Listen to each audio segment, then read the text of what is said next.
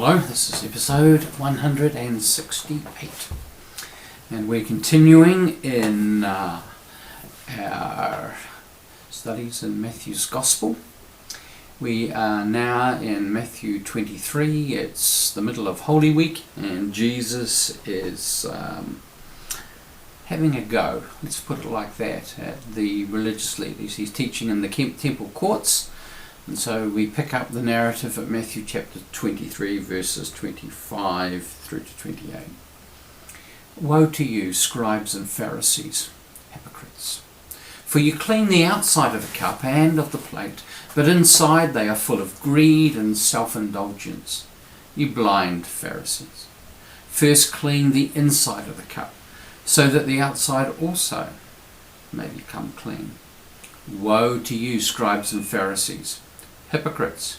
For you are like whitewashed tombs, which on the outside look beautiful, but inside they are full of the bones of the dead and of all kinds of filth.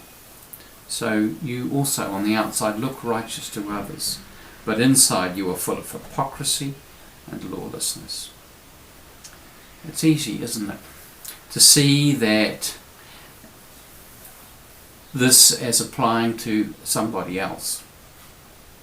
It's about the greed, the self-indulgence, the hypocrisy, the lawlessness of others. I said before, the scripture acts as both a window and as a mirror. And I want to suggest it's probably the mirror that is the more important function. It shows us who we really are, as long, that is, as we're willing to look, as long as we're willing to be honest about ourselves, with God, and if we're courageous enough with others. And often this is the hardest part, allowing others to see who we really are. We look in the mirror and it reflects back who we are. We may not like what we see, yet this also presents an opportunity for a fresh start, for a new beginning. So we tend to avoid the mirror. There's a human tendency to want to represent our best face to the world. Before social media, we used to send out those ubiquitous Christmas letters where we told the fringes of our network of acquaintances what a perfect year we've had. We talk about our achievements throughout the year, the achievements of our perfect spouse and of our perfect children. We'll include snippets from our perfect overseas holidays and trust that all our friends have had an equally satisfying year. Social media now allows us to curate our image to the world. We post photos of ourselves that are either virtually unrecognizable as the real us of today, or faithfully represent what we looked like 20 years ago. You don't believe me? You need to be looking. The mirror doesn't lie. Jesus holds up a mirror to the religious leaders. He holds the same mirror up to us. How willing are we to be really honest about who we really are? How willing are we to allow others to see that we struggle and what we struggle with? Or are we so committed to presenting that sanitized and burnished image of ourselves to the world? What if we allowed others to peek at who we really are and what we struggle with? I wonder, as the church, how much permission this would give for others to come out of their corners and find a place of acceptance, of healing, and of renewal. In the end, though, it's fear that keeps us in our little siloed corners. Fear of what others will think of us. Fear of their judgment. Fear of being ostracized, of being punished. I've wondered what might happen if we were all willing to be honest about who we are. If we are willing to step aside from our need to burnish, to polish up our image, that which other people see, the presentable parts of ourselves.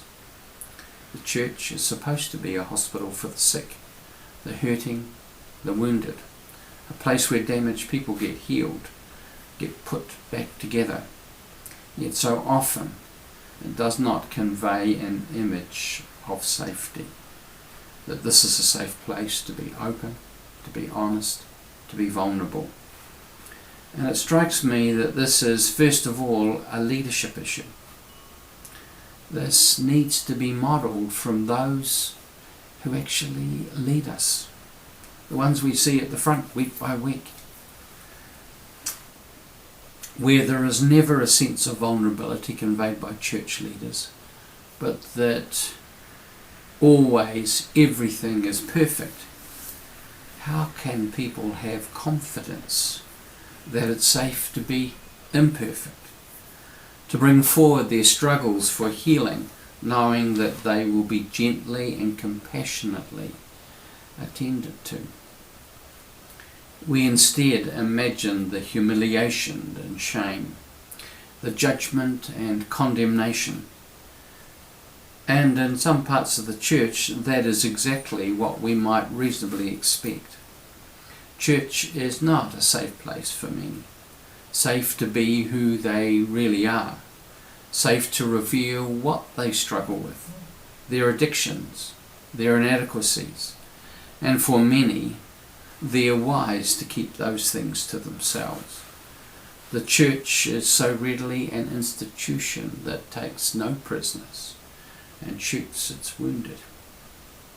It grieves me to say it, but it's true.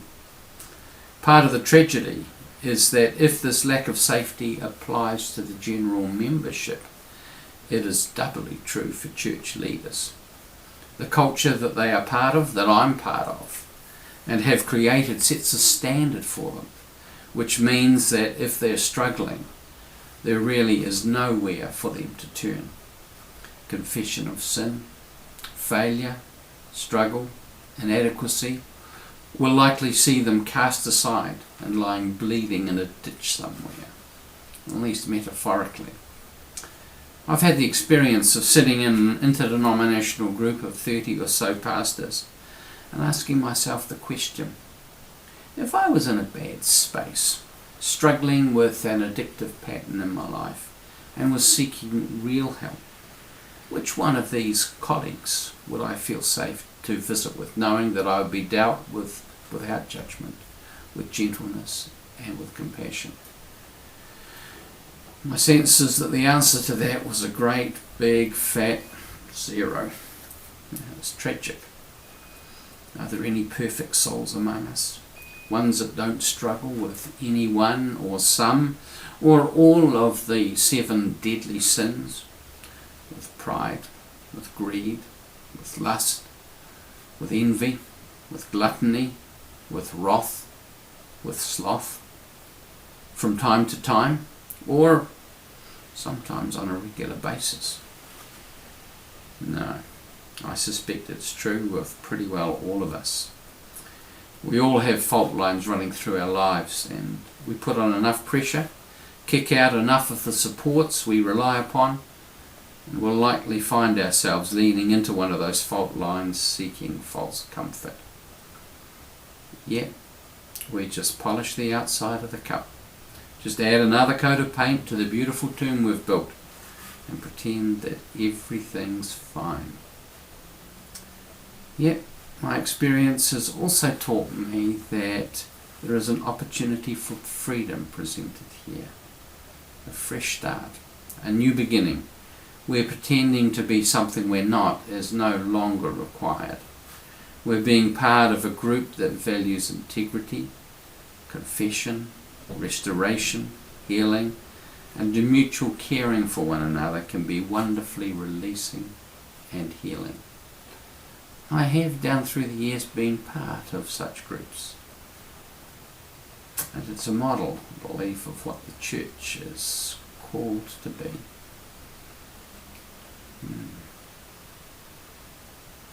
God bless you.